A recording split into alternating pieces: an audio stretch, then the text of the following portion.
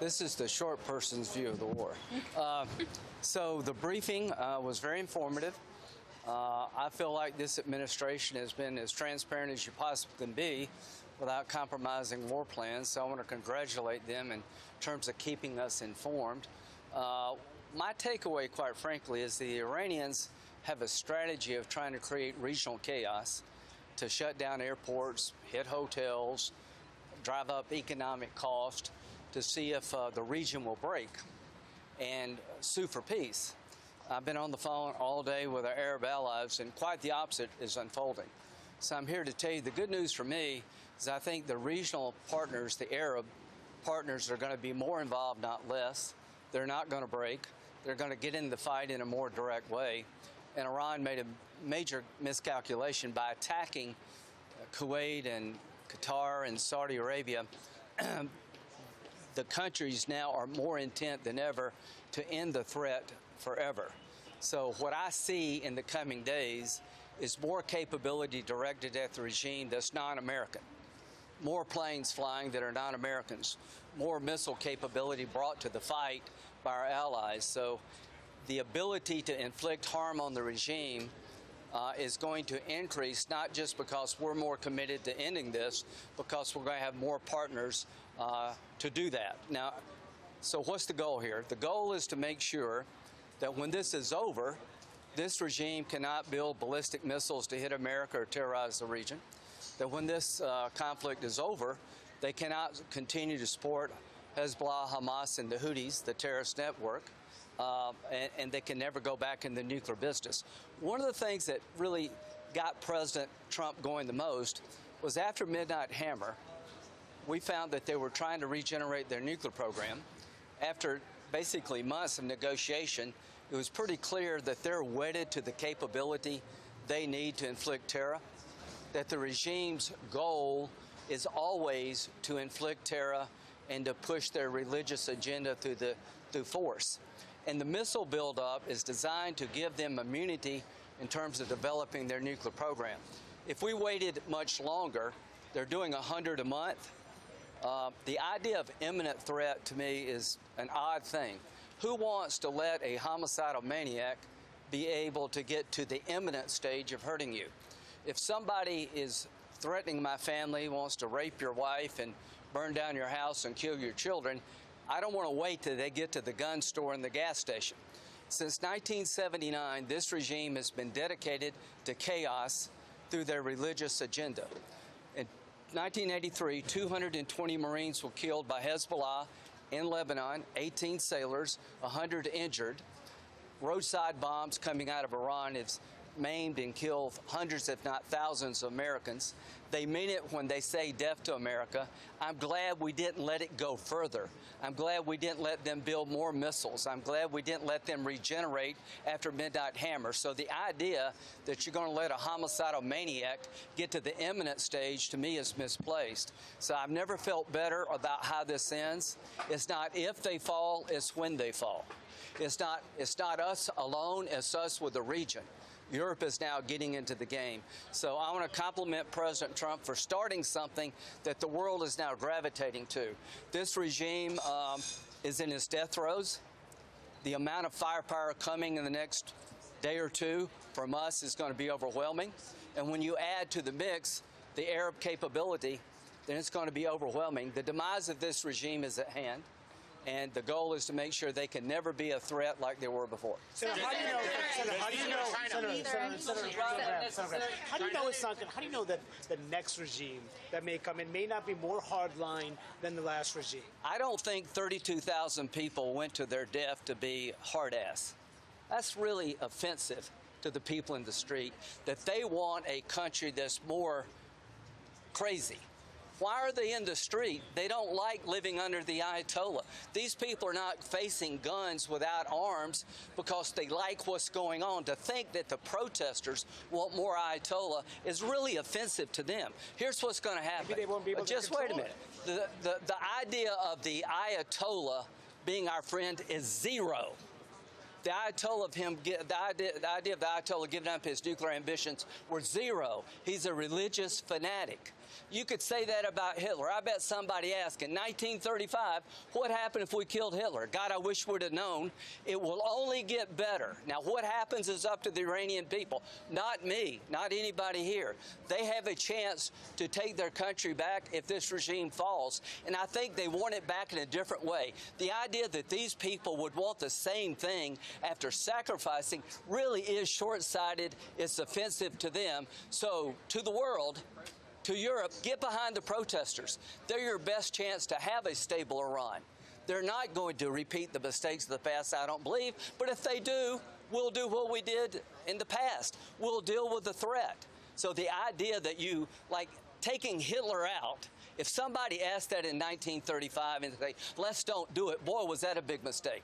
It would be a big mistake to let this regime continue to march toward a nuclear weapon, to build more missiles. So the regime is going to fall, and what follows will be up to the Iranian people, and I think it's going to be better. And the biggest prize of all is that when they fall, I talked to Saudi Arabia today. When this regime collapses, there will be a sprint toward normalization.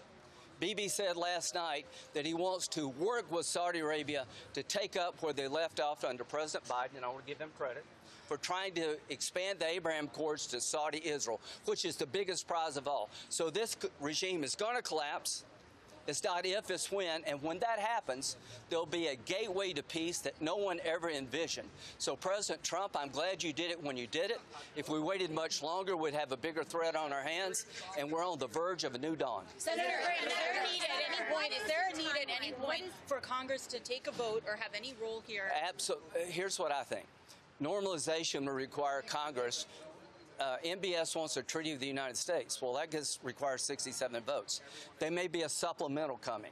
I think there will be a supplemental. We'll have to approve that. Now, let me tell you, I've been a military lawyer most of my adult life. The War Powers Act has been viewed as unconstitutional by every president, Republican, Democrat, since its passage. Why? Because it says after 60 days of combat operations, military operations, they must terminate unless Congress approves. You're shifting the power from the commander-in-chief to the Congress. If we don't like a military operation, we can cut off funding. But the War Powers Act is an unconstitutional shift of authority from the president, and it would create 535 commander-in-chiefs. It's going to fail tomorrow. Now, if you want to have a vote as to whether or not you approve this operation without a War Powers Act, that's fine with me. I don't mind people being on record as to whether or not they think this is a good idea. I do mind Congress becoming the commander-in-chief. Senator, you were extremely critical after Benghazi, after the Afghanistan withdrawal. There are thousands of Americans stuck in the Middle East. Yeah. Do you think the administration is doing enough to make sure they get Yes, out? Marco's doing a good job. Here's who you contact to get out. We're trying to send flights in. You pay now or you pay later. If they get a nuclear weapon, they would use it. They keep trying no matter what we do. Why? Because they want a nuclear weapon to enact their agenda. They want to purify Islam. They want to destroy Saudi Arabian Sunni Islam and then replace it with Shia Islam. That's what they say, not what I say. They have been building ballistic missiles at a rate that is just stunning. They've killed 32,000 plus of their people who've been protesting, and they support Hezbollah, Hamas, and the Houthis. One thing to President Trump, in case you're watching. In 1983, Ronald Reagan sent Marines and sailors to try to police and deal with the Lebanese civil war. They were at the end of the runway. Hezbollah attacked the Marine barracks, killed 220 Marines, 18 sailors, and wounded 100 others. Ronald Reagan, who I admire and love, withdrew and never did anything about it. So I'm calling on President Trump today. Join Israel to attack Hezbollah. Avenge the Marines. America never forgets. Those 220 Marines and 18 sailors' families, we want to go after the infrastructure that killed your loved ones. There are IRGC assets in Beirut as I speak. President Trump, come up with a new operation called Simplify. Fly with Israel and go after Hezbollah, who has American blood on its hands. Not only take the mothership of Iran down, also take the proxy of Hezbollah, settle the score, even the account. Senator, what is your best assessment of what the timeline looks like now? I feel that's a good question. And then also, how are we not going to be drawn into a larger ground operation? There is no reason right now to use troops, but if we need them, the goal is victory. Listen to this. Donald Trump is seeking victory against the Iranian regime. Who's going to win a war between the Iranian regime and the United States? We are. We're going to win this conflict. We have Arab partners today that we didn't have yesterday. So this is going to end with us winning and the Ayatollah's regime going down. What happens next is up to the Iranian people. So what I would tell the American people, pull for victory. Hope that this works well.